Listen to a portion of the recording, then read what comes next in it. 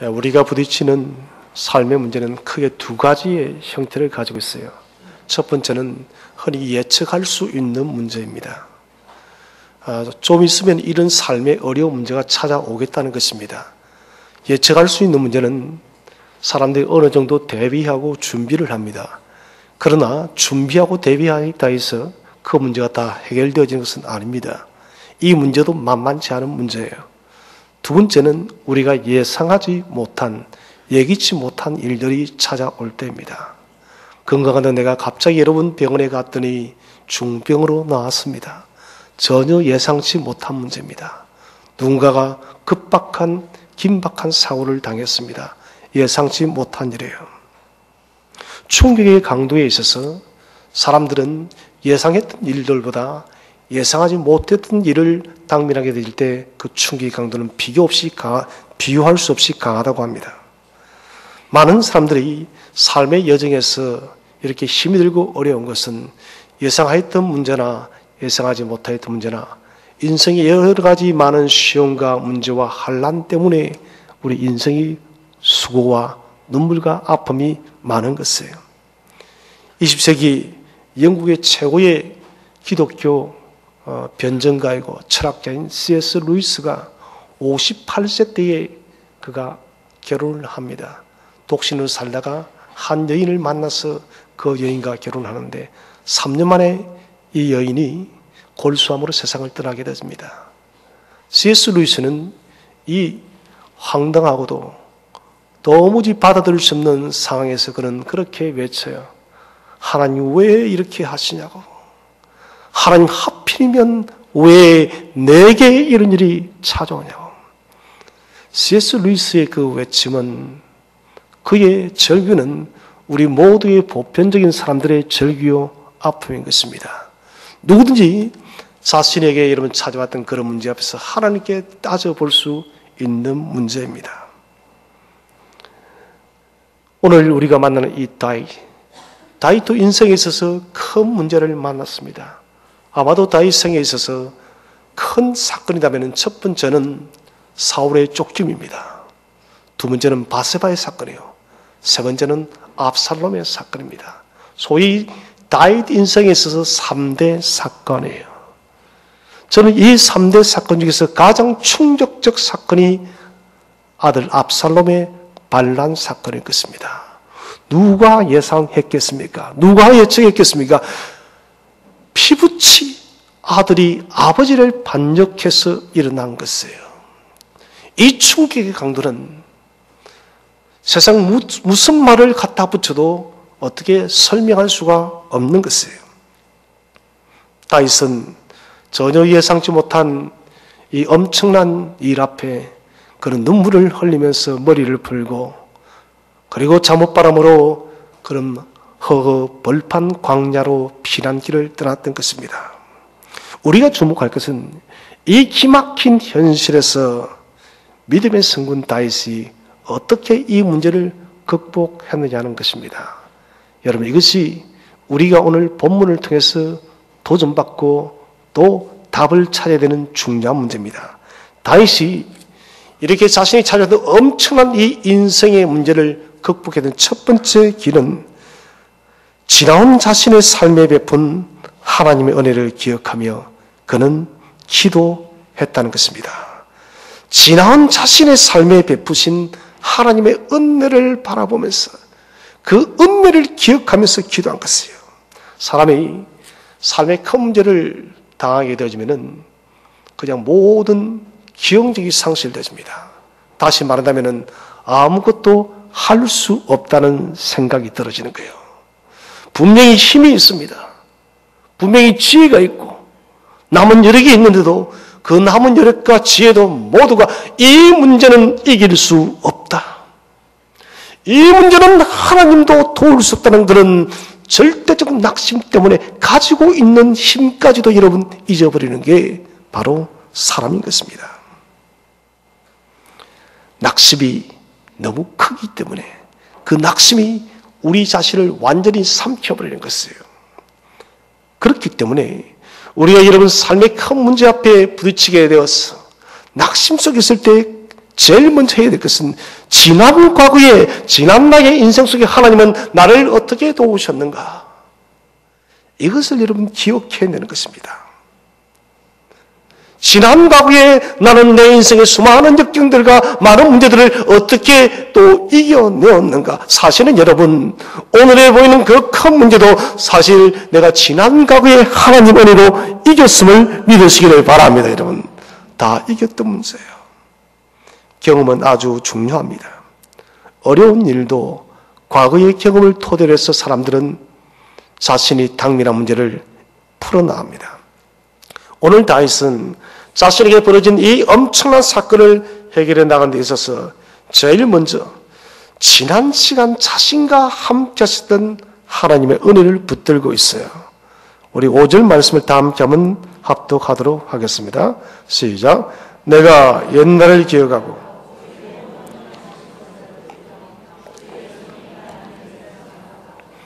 다윗의 선택이 뭔가요? 내가 옛날을 기억하고 첫 번째 선택이에요.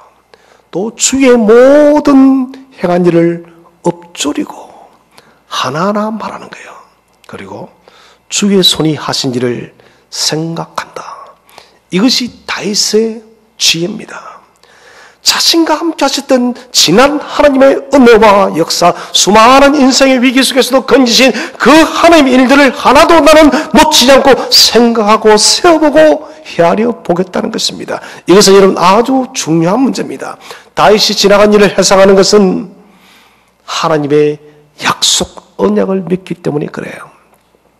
언약을 우리가 베리트라 합니다. 베리트는 나의 생각이 중요한 것이 아닙니다. 하나님의 생각입니다. 하나님의 일방적인 생각입니다. 창세기 15장에서 하나님께서 아브라함과 햇불 언약을 체결하실 때 쪼갠 고기 사이로 하나님의 햇불만이 홀로 지났습니다. 여러분, 이것은 무엇을 말합니까? 아브라함, 네가 약속을 어긴다 할지라도, 아브라함, 네가 나를 혹 떠난다 할지라도 나는 이 약속을 결단코 버리지 않겠다는 것입니다. 이게 베리트예요. 베리트는 하나님의 일방적인 은혜의 약속이기 때문에 이것은 결코 바뀌지 않는 것이에요. 사람은 여러분 자주 바뀝니다. 사람은 약속을 얼마나 수없이 많이 내팽개칩니까? 하나님, 내가 이렇게 살겠습니다. 하나님, 내가 이 길을 걸어가겠습니다 라고 우리가 고백하고 결단하지만은 사람은 잠시 돌아서면 그 결단들을 다시 이어버리는 게 사람이에요. 그러나 하나님은 이 66권에 기록한 하나님의 언약을 하나도 놓치지 않고 그대로 이루어 나가시는 분이심을 믿으시기를 바랍니다. 이 베리트란 이 약속이라는 말에는 유언이란 말이 숨어 있습니다. 저는 이 유언이란 말을 가만히 생각해 봤습니다. 왜 베리트 속에, 약속 속에 유언이란 말이 있을까? 하나님은 죽으시는 분이 아닙니다. 그것은 가정해도 있을 수 없는 일, 결단코 죽을 수 없는 분입니다. 그런데 만약에 혹 우리가 가정을 해본다면 이것은 하나님의 유언이라는 것이에요. 반드시 내가 약속을 지키겠다. 하나님은 생명도 없는 분입니다. 혹 하나님의 생명이 있다면 당신의 생명을 걸고 하시는 말씀이 바로 베리트 유언이라는 것이에요. 죽을 때 남기는 말이 유언입니다. 유언은 반드시 지킨다는 것입니다. 하나님이 돌아가실 리가 없지만은 이 언약은 유언처럼 반드시 지켜지게 된다는 것이에요. 다윗은 이것을 믿었던 것입니다. 하나님의 불변함에 대해서 천지가 무너져도, 세상이 없어져도 하나님 하신 이 언약의 말씀은 없어지지 않아. 내 조상 아브라함과 이삭과 야곱에게 함께 하시던 그 언약의 하나님은 오늘 이 시간 내게도 함께 할 줄 믿는다고 다윗은 확신 신뢰한 것입니다. 여러분, 언약의 신실함, 하나님의 이 베리트를 믿었기 때문에 다윗은 지난 시간 하나님이 베푸신 은혜들을 하나하나 헤아려 보았던 것이에요. 하나님의 은혜를 헤아릴 때는 여러분 두 가지의 방법을 택했어요. 첫 번째는 현미경적 관점이에요. 은혜는 여러분 뭉클스럽게 퉁치지 마세요, 여러분. 퉁이 뭔지 아시죠, 여러분? 별로 건전한 건 아니지만은 명절 때 많이 퉁치지 마세요, 여러분. 은혜는 퉁칠 수 있는 부분이 아니다는 것이에요. 현미경을 가져왔어요, 여러분. 새풀을 보듯이 지난 나의 과거의 삶 속에 베푸신 그 하나님의 은혜를 하나하나 세밀하게 현미경을 가지고 살펴보는 거예요. 또 하나는 망원경적 관점이에요. 멀리 보는 거예요. 지금 내게 이 당면한 삶의 현실이 너무 힘들고 어려워서 낙심되어서 고개도 들 수 없는 나의 지친 인생길인데, 그런데 은혜의 망원경을 눈에 딱 붙이고 이런 멀리 바라보라는 것입니다. 하나님께서 이 일을 통해서 대체 어떤 일들을 만들어 갈 것인가? 선하신 하나님은 더 큰 은혜의 길을 준비하고 있다는 것을 우리가 망원경적 관점으로 멀리 바라보는 영적 시야이 필요하다는 것입니다. 다윗은 작은 일 하나부터 큰 일까지 하나님의 베푼 은혜를 기억하며 그 은혜를 붙들고 지금 호소합니다. 어떻게 해요? 6절 말씀입니다. 6절 말씀을 우리 한번 다 함께 합독하도록 하겠습니다. 주를 향하여 손을 펴고 내 영혼이 마른 땅같이 주를 사모하나이다. 주를 향해 손을 편다. 이게 대체 무슨 말일까요? 이것은 마치 배가 고픈 어린 아이가 엄마 품을 찾아서 큰 소리로 우는 거예요. 젖을 달라고. 지금 다윗이 그렇다는 것입니다. 하나님의 품을 바라보며 하나님 당신의 품으로 나를 안아달라는 거예요. 하나님 내 힘으로, 내 날개로, 내 능력으로 나를 지킬 수가 없고 나를 보호할 수 없고 사람의 힘으로도 나를 지킬 수가 없습니다. 당신의 은혜의 날개로 나를 지켜달라는 것이에요.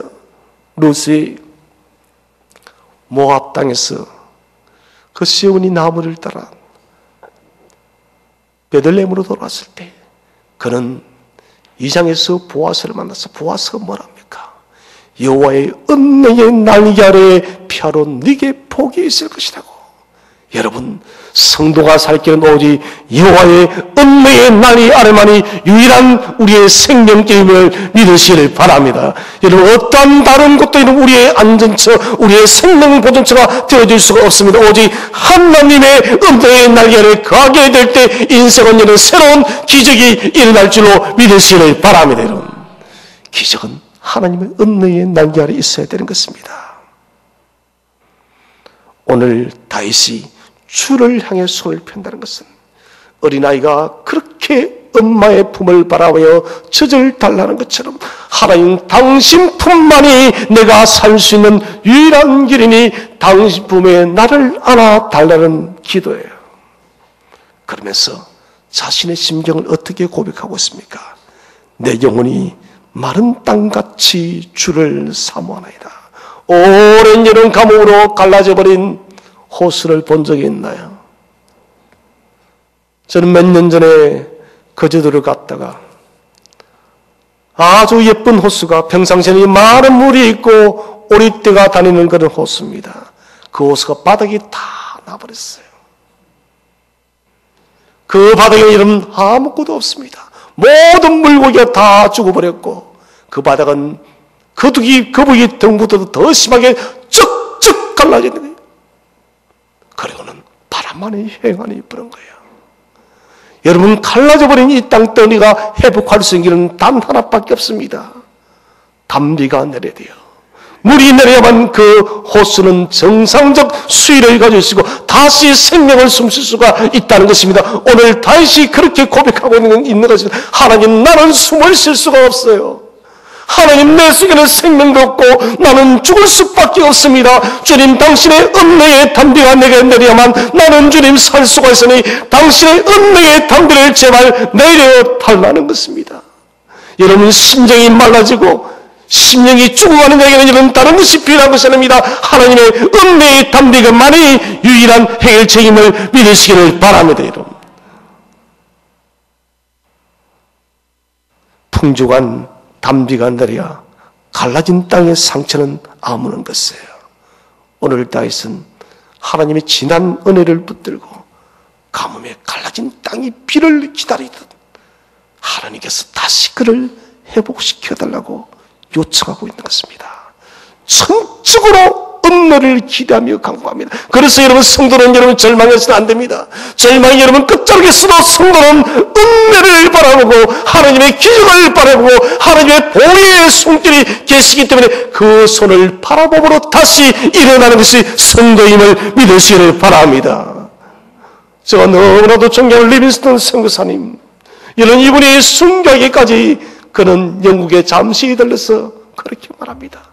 사자에게 물려서 팔과 다리가 잘려나가는데 그는 그렇게 말합니다. 내가 이 아프리카 선교를 감당할 수 있는 다른 것이 아닙니다. 세상 끝날까지 나와 함께하려는 하나님의 이 약속의 말씀을 나는 단 한 번도 의심한 적이 없고 하나님은 나를 버린 적도 한 번도 없습니다. 이 약속의 말씀이 내 선교를 가르게 했다는 것을, 여러분, 사랑하신 여러분, 세상 끝날까지 우리를 지키시고 보호하시고 인도하시고 함께 하시마다라고 약속하신 하나님은 여러분 결단코 이 언약이 불변함을 믿으시기를 바랍니다. 오늘 여러분 낙심의 큰 풍랑이 찾아와 있습니까? 예기치 못한 인생의 환란이 나를 여러분 폭격하여서 도무지 일어날 수가 없습니까? 바짝 지금 엎드려져 있습니까? 그렇다면은 이전에도 나를 도우시던 하나님이 지금도 나를 도우시고 나를 낙심의 이 현장에서 다시 일으킬 것을 믿고 하나님의 은혜를 붙들고 은혜를 소망하면서 다시 일어나기를 주의 이름으로 축원드립니다. 두 번째, 우리가 어떻게 예기치 못한 인생의 문제를 우리가 이길 수 있겠습니까? 두 번째는 지금의 문제를 극복케 하는 하나님의 음성을 듣기 위해 전력을 다해야 됩니다. 오늘 다윗이 무엇이라고 하나님께 간구하고 있을까요? 8절 말씀을 우리 한번 다 함께 합독하도록 하겠습니다. 8절 시작. 아침에 나로 하여금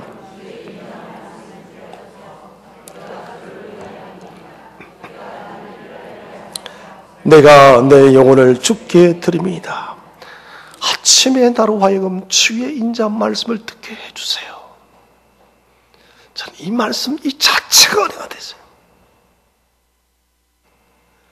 하나님 고요한 이 새벽에, 아무도 찾지 않는 이 새벽에 다른 소리가 아니라, 세상의 소리가 아니라 주님의 음성을 듣게 해주세요. 인생에 예기치 못한 환난으로, 인생의 그 큰 문제로 낙심의 고난을 뛰어넘기 위해서 다윗이 기다린 것은 다른 무엇이 아닙니다. 돈이 아니에요. 압살롬을 이길 수 있는 원조, 도울 수 있는 큰 군대도 아닙니다. 탁월한 부하도 아닙니다. 병거도 아닙니다. 하나님의 음성 하나밖에 없습니다. 홍 여러분, 사람의 도움으로 그가 이겼다 할지라도 그것은 인간적 승리예요. 하나님의 음성이 없으면 그것은 승리가 아니라는 것입니다. 이 음성을 아침에 듣게 하소서. 아침에 듣게 하소서. 이 말이 무엇을 의미하고 있을까요? 그것은 간절함입니다. 오늘 여러분, 다윗이 기도하고 있습니다. 아들이 아버지를 죽이겠다고 일어나서 온 군대를 내리고 반란을 일으켰어. 지금 쳐들어오면 다윗은 끝이에요. 궁전에서는 난리가 났습니다. 다윗은 잠이 왔을까요?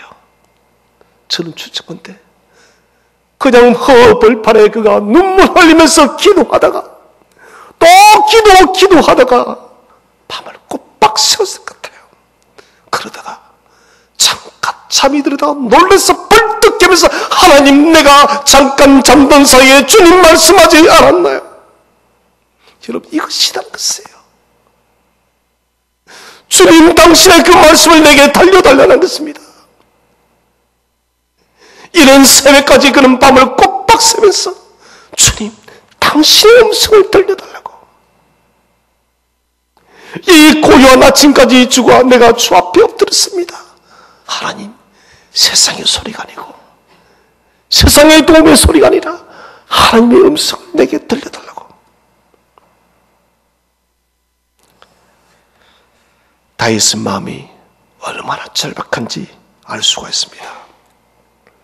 다윗은 이 절대적 절망 속에서도 수동적이지 않습니다. 능동적이에요. 하나님의 음성을 기다리는 데 있어서 그는 수동적이지 않습니다.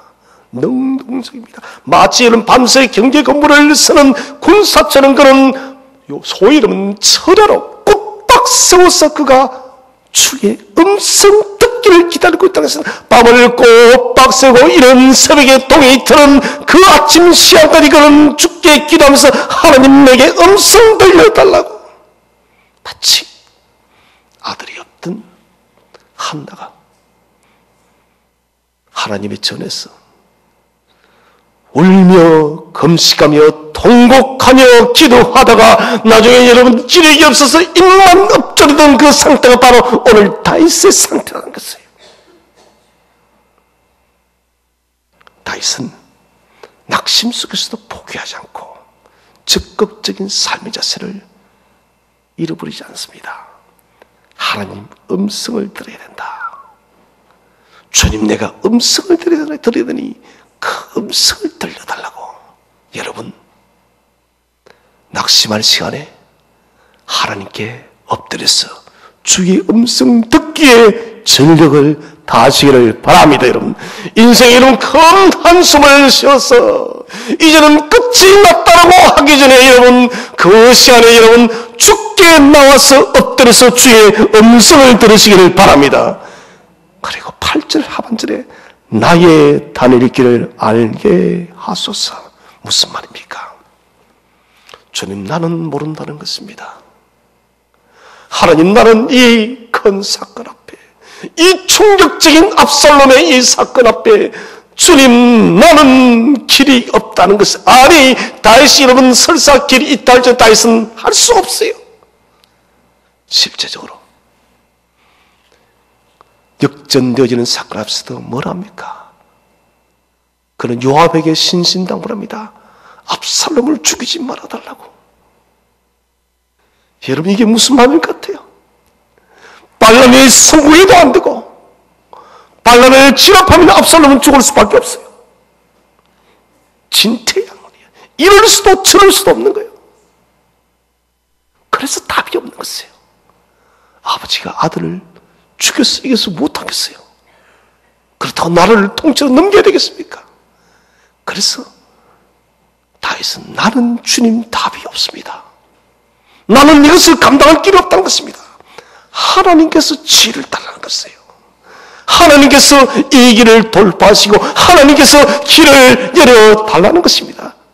광야의 길을 만드시고 사막의 강을 만드신 하나님께서 내 인생이 지금 광야도 같고 사막과도 같더니 내 인생의 광야의 길에 길을 만들어 달라고. 내 인생의 사막에 강을 만드셨사 살게 해달라고. 이게 지금 다윗이에요. 하나님이 하셔야 된다는 거예요. 이것은 중요한 메시지입니다. 우리가 인생에서 길이 막힐 때 기억해야 됩니다. 새롭게 길을 여는 분은 오직 하나님 한 분밖에 없음을 믿으시기를 바랍니다. 우리가 낙심 중에 이 낙심을 풀어내는 해법이 뭐냐? 하나님의 음성, 좀 더 정확하게 말해서 하나님의 말씀임을 믿으시기를 바랍니다. 오늘 다윗도 아침에 주의 음성을 듣게 하옵소서. 우리가 매일마다 아침에 주의 말씀을 묵상하고 큐티를 해야 되는 이유가 바로 여기 있는 것입니다. 매일매일마다 우리가 짧은 시간으로 주의 말씀을 펼쳐놓고 묵상하며 큐티할 때 주님은 그때마다 우리가 살아갈 인생의 용기를 주시고 오늘 내가 당면한 삶의 문제를 돌파할 길을 열어줄 줄로 믿으시기를 바랍니다. 말씀은 우리의 인생을 향한 모든 삶의 지침서요 매뉴얼이라는 것입니다. 우리가 어떻게 살아갈 것인가? 주님, 오늘은 어디로 가야 될까요? 주님, 오늘 내가 당면 이 삶의 문제를 어떻게 돌파해야 될까요? 라고 주께 물을 때 주님은 말씀으로 응답하는 것입니다. 말씀은 눈으로 읽는 것이 아닙니다. 가슴으로 느껴야 합니다. 경험되어야 합니다. 하나님 말씀이 내게 깊이 가슴 깊이 채워질 때 우리는 그때서 우리가 다닐 길을 찾게 됩니다. 다닐 길. 하나님이 지혜를 주셔서 만드신 그 길을 간다는 것입니다. 여러분, 하나님의 말씀이 성경 안에서 우리를 기다리고 있음을 믿으시기를 바랍니다. 하나님께서 우리를 성경 안에서 만나기 위해서 기다리고 계신다는 것입니다. 내가 성경을 보는 것이 아닙니다. 말씀이 우리를 부르고 있습니다. 말씀이 우리를 불러서 오라는 것입니다. 오라, 너희는 이 말씀 속에서 주의 음성을 들으라는 것입니다. 말씀 안에 약속이 있고 말씀 안에 생명과 능력이 있습니다. 우리의 갈 길을 구체적으로 보여주시고 말씀 안에 기적이 있음을 믿으시기를 바랍니다. 예기치 못한 삶의 문제 앞에 섰을 때 더 깊이 하나님의 음성에 귀를 기울이시기를 바랍니다. 세 번째는 나의 방식이 아닌 하나님이 기뻐하는 방식대로 문제가 해결되도록 요청해야 합니다. 사람은 어려운 일에 처할수록 누구나 그렇게 생각합니다. 하나님, 이 문제가 빨리 해결되어지게 해달라고. 그 빨리가 대부분이 인본주의적 방법이에요. 하나님 아브라함에게 이삭을 주겠다고 약속을 했습니다. 기다려도 이삭이 태어나지 않습니다. 그때 아브라함과 사라가 취했던 방법이 무엇입니까? 여종 하갈을 취하는 것이에요. 여러분, 참 이상한 것은 하나님의 방법은 자꾸 늦은 것 같아요. 그런데 우리가 쓴머리로 하는 것은 적절입니다. 바로 해결됩니다. 한 방에 해결해요. 어떻게 하갈과, 죄송합니다, 하룻밤 잤는데 한 방에 이스마엘이 들었어요. 그렇게 기다리던 이삭은, 그렇게 기다린 언약의 아들은 태어나지 않는데 아브라함이 했더니, 사라가 했더니, 자신의 방법대로 했더니 한 번에 이스마엘이 나온 거예요. 아브라함은 생각했습니다. 아, 이게 하나님의 뜻이다. 이런 그건 하나님의 뜻이 아닌 거예요. 그 일 때문에 여러분, 지금까지 우리는 이스마엘 후손 때문에 이 세계가 얼마나 복잡하고 고통스러운 시대를 살아가고 있습니까? 내 방식은 언제나 인본적이에요. 나 중심적입니다. 자기 중심적이기 때문에 답이 객관적이지 못합니다. 철저하게 자신이 생각한 대로, 내가 유리한 대로, 하나님, 나는 이것이 좀 더 왔으면 좋겠고요, 저것은 좀 없었으면 좋겠고요, 이것은 이렇게 됐으면 좋겠다, 내가 만든 것이에요. 그것은 좋은 것이 아닙니다.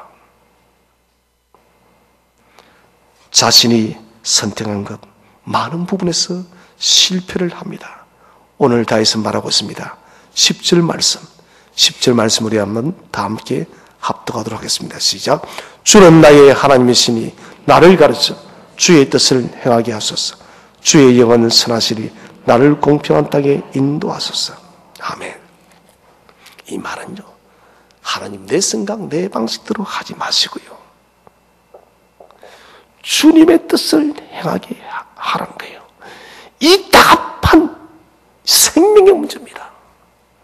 압살롬이 지금 쳐들어오면 끝이에요, 여러분. 하나님이 압살롬을 멈춰야만 다윗이 살 수가 있는 것이에요. 이 다급한 상황 속에서도 하나님, 내가 생각하는 방식대로 하는 것이 아닙니다. 당신의 뜻을 행하게 해달라고.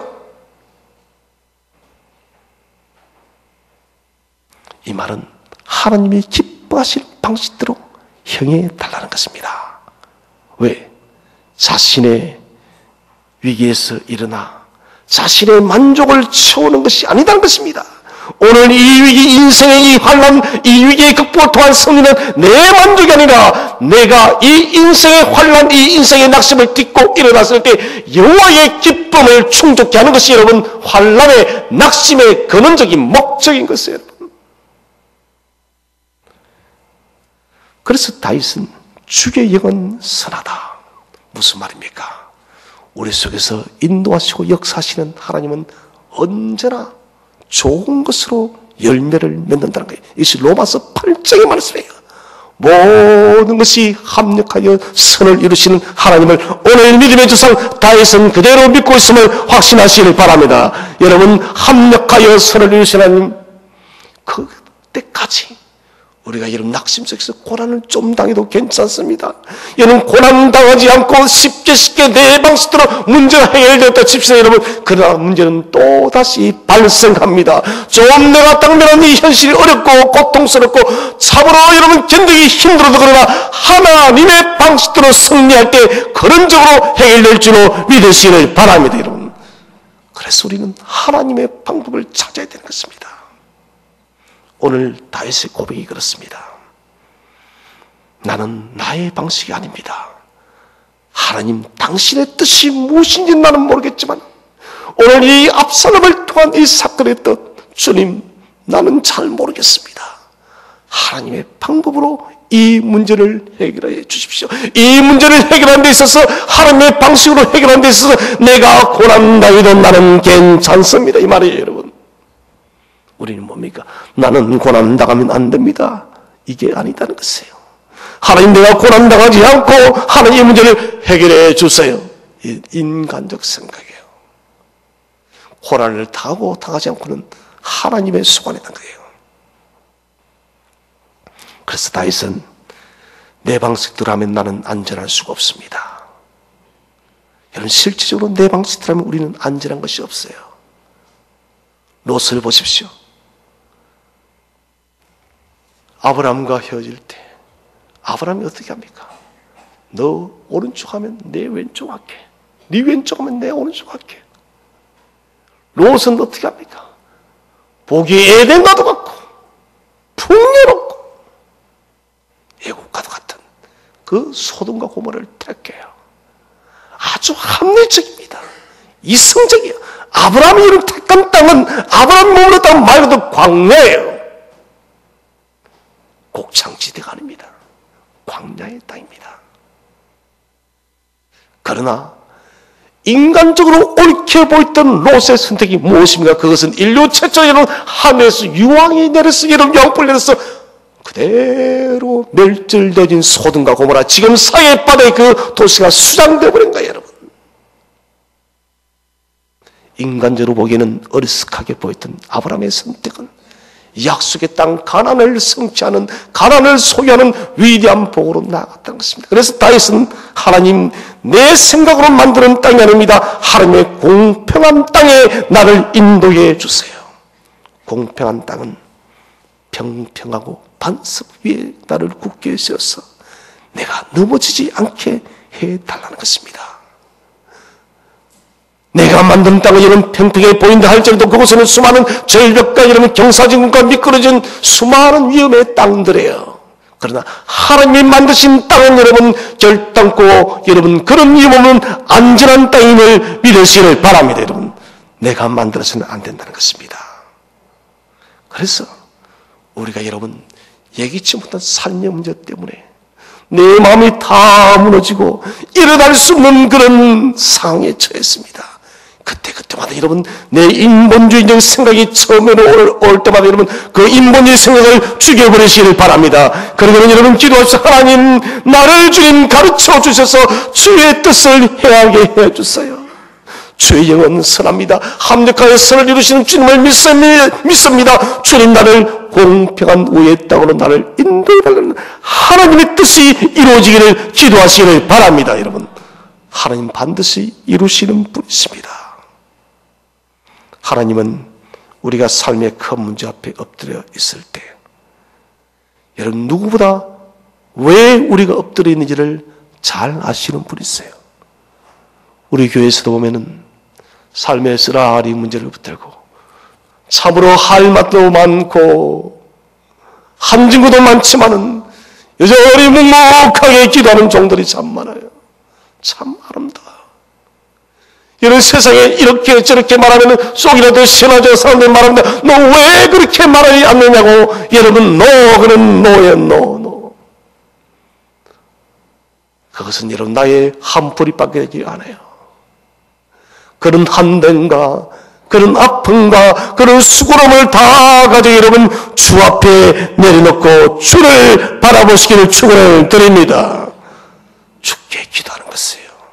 그때 주께서는 우리에게 행할 길을 가르쳐 주시고 주의 뜻대로 주의 방식대로 오늘의 문제를 해결케 할 줄로 믿으시기를 바랍니다. 인생은 잔잔하게 고인 호수가 아니에요. 하루에도 수십 번 수백 번 모습을 바꾸는 거대한 바다와도 같습니다.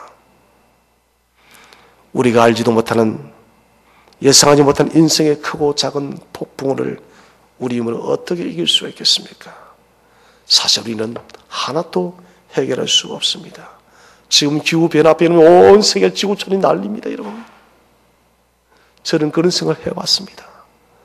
캘리포니아의 산불에서 난립니다, 여러분. 얼마 전에 비가 왔습니다. 여러분, 전국적으로 단 5분 동안 비가 내렸다 칩시다. 그것을 만약 인간이 내리려고 한다면 여러분, 인간이 그 비를 뿌리려고 한다면 여러분, 얼마나 많은 물을 옮겨야 될까요? 생각해 봤습니까? 단 5분이요. 단 5분 동안 장대 같은 비가 쏟아졌다 칩시다, 여러분. 그 비를 사람이 만들려한다면 불가능해요. 홍수로 난리예요. 폭염으로 난리예요. 지구촌 전체가 여러분 지축이 흔들고 난립니다. 이 모든 일들 앞에 우리가 할 수 있는 것이 하나도 없어요, 여러분. 그런적 해결해 줄 수가 없다는 것입니다. 제자들이 갈릴리 바다를 항해해 가다가 그 깊은 밤중에 갑자기 큰 풍랑이 몰아칩니다. 바다에 익숙한 그들이지만 도무지 이 풍랑을 이길 수가 없습니다. 이제는 죽었다라고 하는 그 순간 바다 위로 주님이 걸어오십니다. 바다 위로 주님께서 성큼성큼 제자들 곁으로 걸어오는 것입니다. 두려움에 떨고 있던 제자들에게 주님 말씀하십니다. 마가복음 6장 50절 우리 한번 다 함께 큰 소리로 합독하겠습니다. 시작. 그들이 다 예수를 보고 놀랍니다. 이 예수께서 꼭 그들에게 말씀하여 이르시되 안심하라 내니 두려워하지 말라 하시고 아멘. 모두가 직면한 이 큰 풍랑 앞에서 이제는 죽었다라고 하는 그 순간 앞에 주님이 말씀하십니다. 안심하라 내니 두려워하지 말라. 그리고 주님이 배에 오르시자 이런 그 풍랑은 잠잠해져 버렸습니다. 오늘도 주님은 우리가 예기치 못한 인생의 그 큰 풍랑의 현장 안으로 우리의 삶 앞으로 주님이 앞에 지금 서 있음을 믿으시기를 바랍니다. 여러분, 그 주님을 초청하시기를 바랍니다. 그 주님을 모셔드리시기 바랍니다. 그 주님이 우리를 찾아올 때 우리 인생이 풍랑이 무엇이든 그 풍랑은 잠잠해질 것입니다. 다윗을 다시 이렇게 서신 분은 오직 하나님이십니다. 이 하나님만이 저와 여러분을 인생의 이 큰 풍랑 앞에서 우리를 다시 세우시는 분이십니다. 삶의 어떤 문제에 부딪히더라도 낙심하지 말고 하나님을 소망함으로 넉넉히 이기고 승리하는 우리 모든 성도님 되시기를 주의 이름으로 축원드립니다.